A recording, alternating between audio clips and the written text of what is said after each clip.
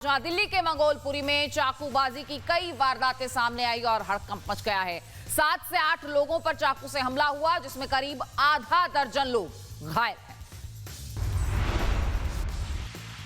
ये मामला मंगोलपुरी थाना क्षेत्र के एल ब्लॉक का है, जहां शुक्रवार शाम करीब 7:30 बजे 3-4 युवक पहुंचे और कुछ लोगों से मारपीट के बाद चाकू से हमला कर दिया।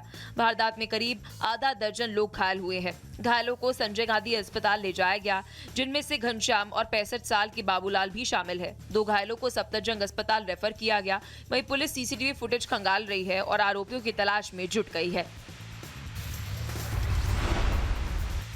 और अब खबर कानपुर से। कानपुर में दरअसल ट्रेन में 2 सगी बहनों से छेड़छाड़ के आरोप पर बवाल हो गया। आरोपियों में से एक को परिजनों ने पकड़ लिया और फिर सड़क पर जमकर उसकी धुनाई कर दी।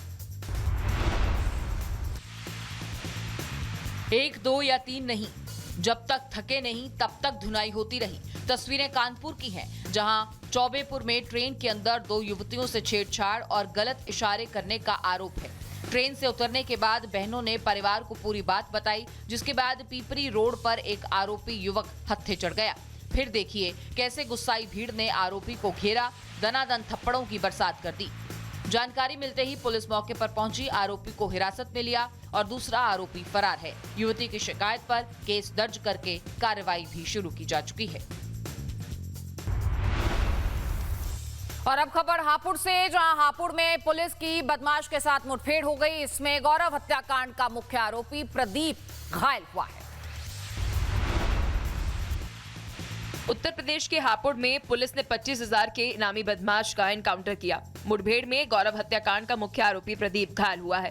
थाना हापुड़ देहात पुलिस ने चेकिंग के दौरान बड़ी सफलता हासिल करते हुए चर्चित गौरव त्यागी हत्याकांड के मुख्य आरोपी को मुठभेड़ के बाद गिरफ्तार कर लिया। जवाबी फायरिंग में आरोपी गोली लगने से घायल हो गया, जिसे उपचार के लिए अस्पताल में भर्ती कराया गया। गिरफ्तार आरोपी पर एसपी की ओर से 25,000 रुपए का इनाम घोषित था। उसके कब्जे से घटना में इस्तेमाल वैगनार कार और अवैध असला समेत कारतूस बरामद हुआ है। फिलहाल आरोपी पुलिस की गिरफ्त में है। पुलिस की टीम उससे सख्ती से पूछताछ कर रही है। अगला मामला दिल्ली के निहाल विहार से है। यहां से सनसनीखेज मामला सामने आया है, जहां 31 साल के सॉफ्टवेयर इंजीनियर की घर में ही पीट कर हत्या कर दी गई। दिल्ली के निहाल विहार से सनसनीखेज मामला सामने आया। 31 साल के सॉफ्टवेयर इंजीनियर की घर में पीट कर हत्या कर दी गई। बताया यह जा रहा है कि शुक्रवार को विनय गुप्ता का पत्नी से विवाद हुआ था। आरोप है कि उसके बाद पत्नी ने अपने मायके वालों को बुलाया, जिन्होंने विनय के साथ कथित तौर पर मारपीट की। गंभीर चोटों के बाद विनय को अस्पताल ले जाया गया, जहां डॉक्टर्स ने उसे मृत घोषित कर दिया। विनय की करीब 3.5 साल पहले शादी हुई थी और उनके 4.5 महीने के जुड़वा बच्चे भी थे। पुलिस ने हत्या का मामला दर्ज कर 4 लोगों को हिरासत में लिया और फॉरेंसिक टीम की मदद से जांच जारी है। और यूपी के बुलंदशहर से ऐसा मामला सामने आया है, जहां एक डॉक्टर ने इलाज कराने आई युवती के साथ दुष्कर्म की घटना को अंजाम दिया। देखिए, घटना बुलंदशहर के अनूप शहर कोतवाली थाना क्षेत्र की है और जानकारी के मुताबिक एक शख्स अपनी मानसिक रूप से विक्षिप्त बेटी का इलाज कराने के लिए अपने इसहाक नाम के डॉक्टर के क्लिनिक पर उसे ले गया और बेटी को क्लिनिक पर छोड़कर किसी काम से 2 घंटे के लिए वो चला गया। जब वो वापस लौटा तो बेटी ने डॉक्टर की करतूत बताई। हैरानी की बात यह है कि आरोपी डॉक्टर पीड़िता के पिता का दोस्त है और वहीं शिकायत मिलने पर पुलिस ने तुरंत आरोपी डॉक्टर को गिरफ्तार कर लिया। और अगली खबर महाराष्ट्र के संभाजीनगर से है, जहां ऐसा हादसा हुआ जिसे सुनकर आपकी रूह कांप उठेगी। महाराष्ट्र के छत्रपति संभाजीनगर में एक साथ एक ही परिवार के 3 लोगों ने सुसाइड कर लिया। डायल 112 को सुसाइड करने की कोशिश की जानकारी मिली। उसके बाद वहां पहुंचकर सुसाइड करने वाले शख्स को समझाया गया। इसी बीच उसके पिता उसे बचाने के लिए आगे बढ़े और उसके साथ ही गिर गए। दोनों को इस हालत में देखकर वहां खड़ी मां ने भी छलांग लगा दी। सोर्सेस के मुताबिक इस फैमिली में एप्पल मोबाइल के लिए झगड़ा हुआ था। सुसाइड करने वाले लड़के के पिता ड्राइवर थे। बच्चा महंगे फोन की जिद कर रहा था, जिसे पूरा करने की कोशिश में एक साथ 3 जिंदगियां हमेशा के लिए खत्म हो गई। और शुक्रवार को मेरठ में देर रात एक बार फिर से तेज रफ्तार का कहर देखने को मिला, जहां कांवड़ ले जा रही पिकअप वैन में तेज रफ्तार टैंकर ने जोरदार टक्कर मार दी। ये तस्वीर मेरठ के लाल कुर्ती थाना क्षेत्र की है, जहां पर टैंक चौराहा पर पीछे से तेज रफ्तार में आ रहे टैंकर ने कावड़ियों से भरे पिकअप वैन में जोरदार टक्कर मार दी, जिसकी वजह से पिकअप में सवार 10 लोग घायल हो गए, जबकि आधा दर्जन लोग गंभीर रूप से घायल हैं। हादसे के बाद आरोपी टैंकर ड्राइवर मौके से फरार हो गया। तस्वीरों में घायल महिला, बच्चे और युवक सड़क पर कहराते हुए नजर आए। हादसे के बाद से मौके पर पहुंची पुलिस जांच में जुट गई और आरोपी की पहचान करने में जुटी हुई है। और हरिद्वार में एक बार फिर से भीषण सड़क हादसा हो गया है, जहां 4 बाइक्स आपस में आमने सामने से टकराई हैं। टक्कर इतनी जोरदार थी कि 3 लोगों की मौके पर ही मौत हो गई। भीषण हादसे की तस्वीर धर्मनगरी हरिद्वार की, जहां पर बीती रात हरिद्वार कांवड़ पटरी मार्ग पर 4 बाइकें आमने सामने भिड़ गई। हादसा इतना भयानक था, इसका अंदाजा इसी से लगाया जा सकता है कि हादसे में 3 लोगों की मौके पर दर्दनाक मौत हो गई, जबकि 6 लोग गंभीर रूप से घायल हैं, जिन्हें तुरंत पुलिस और स्थानीय लोगों ने अस्पताल में भर्ती कराया। हादसे में चारों बाइक भी बुरी तरह से क्षतिग्रस्त हैं। हरिद्वार कांवड़ पटरी मार्ग पर पिछले 1 महीने से ये दूसरा हादसा है। इस रूट पर लगातार हो रहे हादसों ने लोगों की चिंता बढ़ा दी है। और जेपीएससी जेएसएससी विवाद एक बार फिर से तूल पकड़ रहा है, जहां रांची के एल्बर्ट एक्का चौक पर भारी बवाल हुआ। पुतला दहन की कोशिश हुई और इस दौरान खूब अफरा तफरी मची, जहां छात्रों को पुतला जलाने के दौरान रोका गया और मारपीट भी की गई।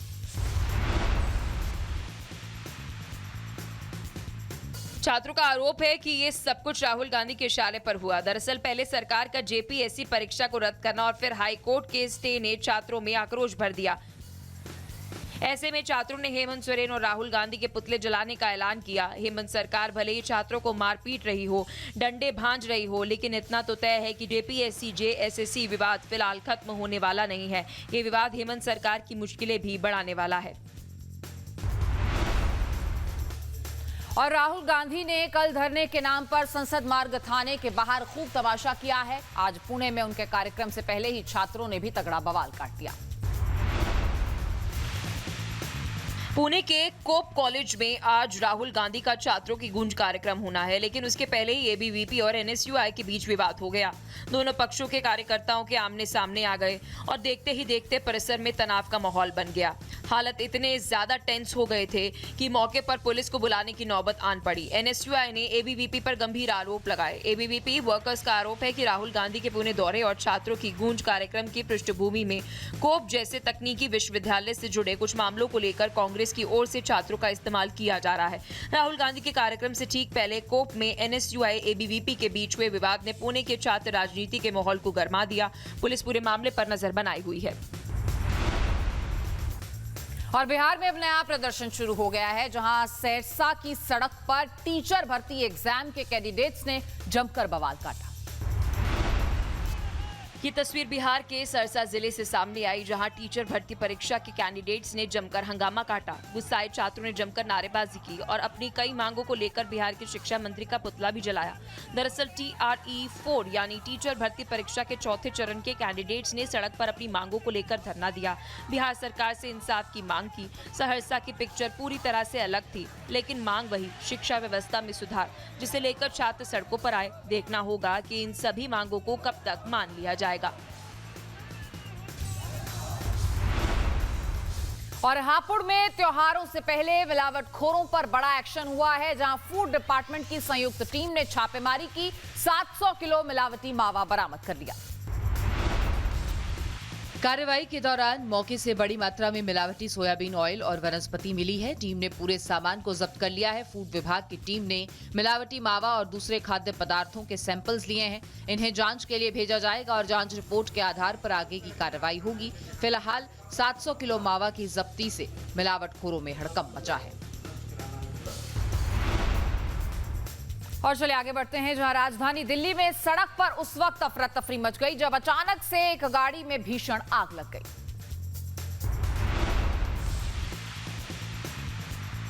देखते ही देखते आग ने इतना विकराल रूप ले लिया कि पूरी कार धू धू कर जलने लगी। राहत की बात यह रही कि कार मालिक ने समय रहते ही बाहर निकलकर अपनी जान बचा ली। मौके पर पहुंची फायर ब्रिगेड की टीम ने कड़ी मशक्कत के बाद आग पर काबू पा लिया, लेकिन तब तक कार पूरी तरह से जलकर राख हो चुकी थी। घटना के बाद इलाके में कुछ देर के लिए हड़कंप मच गया। कार में आग लगने की असली वजह अभी उसकी जांच की जा रही है।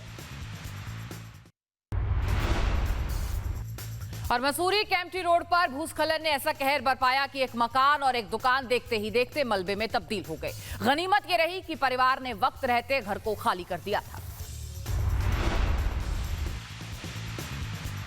पहाड़ों पर बरसात का ये मंजर डराने वाला है। पहले जमीन खिसकती है, फिर देखते ही देखते पूरा का पूरा आशियाना ढह जाता है। कैमरे में कैद ये तस्वीरें उस खौफनाक पल की गवाही दे रही हैं जब एक बहुमंजिला मकान भरभरा कर नीचे गिरा।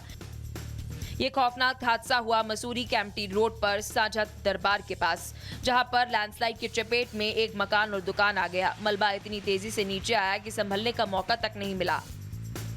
हादसे के दौरान परिवार घर के अंदर ही था, लेकिन खतरा भांपकर लोग फौरन बाहर निकल आए। कुछ ही देर बाद वहीं घर ताज के पत्तों की तरह ढह गया। और नासिक में सड़क के गड्ढे ने एक बार फिर से प्रशासन के दावों पर सवाल खड़े कर दिए हैं, जहां सड़क के काम के दौरान बजरी उतार रहा डंपर अचानक से 12 फीट गहरे गड्ढे में जा गिरा। ये तस्वीर महाराष्ट्र के नासिक की है, जहां सड़क के काम के लिए गिट्टी उतारते वक्त डंपर अचानक धंसती सड़क के साथ 12 फीट गहरे गड्ढे में जा गिरा। डंपर गिट्टी से पूरी तरह से लदा हुआ था। हादसे के बाद मौके पर लोगों की भीड़ जुड़ गई। सड़क पर गिट्टी बिखरी पड़ी है। तस्वीरें साफ बता रही है कि निर्माण कार्य के दौरान सुरक्षा और गुणवत्ता के इंतजामों पर सवाल क्यों उठ रहे हैं। गनीमत ये रही कि इस घटना में कोई बड़ा जानमाल का नुकसान नहीं हुआ, लेकिन हादसे में सड़क के गड्ढों की पुरानी समस्या फिर सामने ला दी है। खास बात यह है कि प्रभारी मंत्री 80% गड्ढे भरने का दावा कर चुके हैं। और चलिए अगली खबर राजस्थान के जैसलमेर से, जहां वायु सेना ने युद्धाभ्यास किया और इसकी गूंज से पाकिस्तान भी कांप उठा। ये तस्वीर जैसलमेर बाड़मेर सेक्टर की है। भारत पाकिस्तान सीमा के करीब भारतमाला हाईवे पर सेना ने इस खास ऑपरेशन ड्रिल को अंजाम दिया। रेगिस्तान की खामोशी अचानक हेलीकॉप्टर्स की गूंज से टूटती है। सड़क पर धूल का गुबार उठता है और देखते ही देखते आसमान से उतरता है सेना का लड़ाकू हेलीकॉप्टर। इस लैंडिंग का मकसद साफ था, अगर जंग के दौरान एयरबेस का रनवे जवाब दे जाए तो हाईवे को ही वैकल्पिक रनवे बनाकर ऑपरेशन जारी रखा जा सकता है। और यूपी के संभल में अवैध निर्माण के खिलाफ प्रशासन की कार्रवाई अब और सख्त हो चली है। जामा मस्जिद के इलाके में 36 दुकानों और मकानों को नोटिस देना इसकी शुरुआत मानी जा रही है। अधिकारियों की टीम दुकानों और मकानों को चिन्हित कर रही है, नक्शों की जांच की जा रही है, दुकानों और मकानों के मैप लिए जा रहे हैं। और मामला संभल की जामा मस्जिद इलाके का है, जहां संभल महायोजना 2031 के तहत निरीक्षण के दौरान करीब 36 मकान और दुकान अवैध पाए गए। बिना नक्शा पास कराए दुकान और मकान खड़े कर दिए गए। अधिकारियों ने माना कि अतिक्रमण और नक्शे की अनदेखी के कारण सड़कों की चौड़ाई सिमटती हुई जा रही है। यानी संभल में ये कार्रवाई महज नक्शे तक सीमित नहीं है, बल्कि चौक चौराहे पर किए गए अतिक्रमण पर भी हंटर चलने की उम्मीद जताई जा रही है। तो वहीं रूस ने यूक्रेन पर फिर से मिसाइल दाग दी है, और यूक्रेन की राजधानी कीव पर भी रूसी सेना ने ताबड़तोड़ ड्रोन्स गिराए हैं। रूसी सेना ने जंगी मोर्चे को तेज कर दिया। यूक्रेन की कैपिटल कीव में रूसी सेना ने मिसाइल्स की बारिश कर डाली। ड्रोन्स मारकर यूक्रेन का सिविल इंफ्रास्ट्रक्चर तबाह कर दिया। जंग की शुरुआत से लेकर अब तक रशिया का सबसे बड़ा टारगेट अगर शहर है तो वो यूक्रेन की राजधानी कीव रहा है, क्योंकि यहीं पर यूक्रेनी प्रेसिडेंट ज़ेलेंस्की का ऑफिस भी है। रूसी सेना ने कीव में एक शॉपिंग मॉल को टारगेट किया, लॉन्ग रेंज क्रूज मिसाइल्स और ड्रोन से हमला किया। इस अटैक में करीब 16 लोगों के मारे जाने की खबर है, तो वहीं कई लोग जख्मी हैं। शुरुआती जानकारी के मुताबिक रूसी सेना ने करीब 28 लोकेशंस को हिट किया, जिसमें यूक्रेन में भारी बर्बादी की आशंका जताई जा रही है।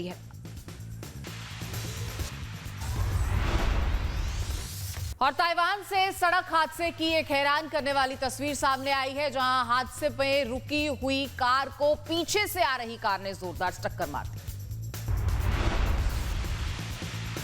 ये तस्वीर ताइवान की है। तस्वीरों में देखा जा सकता है कि हाईवे पर 2 गाड़ियां किनारे पर रुकी हुई हैं। एक युवती कार के आगे खड़ी है, तभी पीछे से आ रही एक कार ने सड़क किनारे खड़ी कार को जोरदार टक्कर मार दी। टक्कर इतनी भीषण थी कि 3 लोगों की मौके पर ही मौत हो गई। जिसके बाद से हैरानी की बात यह है कि इस दौरान वहां से कई गाड़ियां गुजर रही थी, लेकिन किसी ने भी मदद नहीं की। वहीं घटना की वजह से थोड़ी देर के लिए ट्रैफिक जरूर प्रभावित हुआ। वहीं क्लीवलैंड के एक ऐतिहासिक चर्च में भीषण आग लग गई, और ये आग इतनी तेज थी कि छत और खिड़कियों से लपटें निकलने लगी। दमकल की कई गाड़ियों को आग पर काबू पाने में घंटों की मशक्कत करनी पड़ी। आसमान को छूती ये आग की लपटें, धू धू कर जलता ये चर्च। दिल दहला देने वाली ये तस्वीर क्लीवलैंड के फ्रेंडशिप बैप्टिस्ट चर्च की है, जहां करीब 2 बजे आग भड़क उठी। फायर फाइटर्स जब ईस्ट 55th स्ट्रीट पहुंचे तो चर्च की छत आग की लपटों से घिर चुकी थी। कई लेडर ट्रकों से पानी की बौछार की आग पर काबू पाया गया और चर्च काफी समय से खाली था, इसीलिए आग लगने की सही वजह फिलहाल पता नहीं चल सकी है। 1890 के दशक में बना ये चर्च पहले सिनेगॉग के तौर पर भी इस्तेमाल होता था। आग लगने के बाद पूरे इलाके में धुआं हो गया, मलबा फैल गया, लोगों में डर का माहौल था और फायर फाइटर्स जी जान से आग बुझाने में जुटे थे। क्या आपने हैवानियत देखी है और नहीं देखी तो ये खबर देखिए। ब्राजील में एक पिता ने अपनी 6 साल की मासूम बेटी को लिफ्ट के अंदर बेरहमी से पीटा है। तस्वीरें आप देखिए। ये खबर ब्राजील से है, जहां पर 44 साल के शख्स पर अपनी 6 साल की बेटी को पीटते हुए आप देख सकते हैं। सीसीटीवी में दिख रहा है कि आरोपी बच्ची के बाल पकड़ के उसे खींचता है और फिर कई थप्पड़ जड़ देता है। लिफ्ट के अंदर हुई इस पूरी घटना का वीडियो सामने आने के बाद लोगों में गुस्सा है। सोशल मीडिया पर आरोपी के खिलाफ कार्रवाई की मांग की जा रही है। रिपोर्ट्स के मुताबिक मामले में आरोपी पिता को गिरफ्तार भी कर लिया गया है। और जुलाई में चीन में आए टाइफून मिसाक ने जमकर तबाही मचाई थी, जिसका असर आज भी देखा जा सकता है। इस तूफान की वजह से लाखों लोग बेघर हो गए। चीन में करीब 1 महीने पहले आई टाइफून मिसाक से भारी तबाही मची हुई है। स्थानीय मीडिया की रिपोर्ट के मुताबिक दक्षिणी पश्चिमी गुआंगरी प्रांत में तूफान के कारण आई भीषण बारिश और बाढ़ में कम से कम 159 लोगों की मौत हो गई, जबकि 10 लोग अब भी लापता बताए जा रहे हैं। टाइफून मिसाक जुलाई की शुरुआत में गुआंगशी प्रांत से टकराया था। इसके बाद कई इलाकों में लगातार तेज बारिश हुई और फिर इलाके में लगातार तेज बारिश की वजह से नदियों का जलस्तर बढ़ गया। बड़े पैमाने पर बाढ़ की स्थिति पैदा हो गई, जिससे 3 लाख से ज्यादा लोगों को सुरक्षित स्थानों पर ले जाना पड़ा। तो वही अमेरिकी नौसेना की ऑपरेशनल तैयारी का एक और नजारा सामने आ गया है, जहां सेंट्रल कमांड ने रात के समय यूएसएस जॉर्ज वॉशिंगटन पर चल रहे फ्लाइट ऑपरेशन का एक वीडियो जारी किया है। रिपोर्ट आप देखिए। वीडियो में फाइटर जेट्स तेजी से उड़ान भरते दिख रहे हैं। वीडियो में अरब सागर में तैनात यूएसएस जॉर्ज वॉशिंगटन के डेक पर रात के वक्त चल रही हलचल दिखाई दे रही है। अमेरिकी नौसैनिक फाइटर जेट्स को उड़ान के लिए तैयार करते नजर आ रहे हैं। कुछ ही पलों में विमान तेज रफ्तार के साथ कैटापल्ट से उड़ान भरते हैं और आसमान में पहुंच जाते हैं। यूएसएस जॉर्ज वॉशिंगटन अमेरिकी नौसेना का निमित्ज class nuclear powered aircraft carrier है। हाल ही में इसी कैरियर ने इंडियन ओशन में अपना 2 लाखवां fixed wing aircraft recovery milestone भी हासिल किया था। और यमन में हुती विद्रोहियों ने सऊदी समर्थित बलों पर ड्रोन हमला किया है। एक नया वीडियो जारी किया है। तस्वीरों में ऊंचाई से सटीक हमले और उसके बाद तबाही का मंजर दिखाई दिया। तस्वीरों की शुरुआत एक ड्रोन से होती है। नीचे मौजूद ठिकाने पर बम गिरता है, जोरदार धमाका होता है और फिर आग की लपटें उठने लगती हैं। हूती का दावा है कि ये हमले मारिब और यमन के पश्चिमी तट के इलाकों में सऊदी समर्थित बलों को निशाना बनाकर किए गए और कई जगहों पर धमाकों के बाद धुआं और आग दिखाई दी। तो वहीं ईरान पर ट्रंप का रुख एक बार फिर से बेहद आक्रामक है, जहां ट्रंप ने स्ट्रेट ऑफ हॉर्मुज को लेकर बड़ा दावा किया और ईरान में नेतृत्व को लेकर भी सवाल खड़े किए हैं। ट्रंप ने कहा कि वो अभी स्ट्रेट ऑफ हॉर्मुज को अमेरिकी क्षेत्र की तरह देखते हैं। साथ ही बोले कि ईरान में आखिर किससे बात की जाए, कि उनकी बड़ी समस्या है। ईरान के परमाणु कार्यक्रम पर भी ट्रंप ने दावा किया कि अमेरिकी B-2 बॉम्बर्स ने करीब 1 साल पहले ईरान की परमाणु हथियार की उम्मीद खत्म कर दी थी।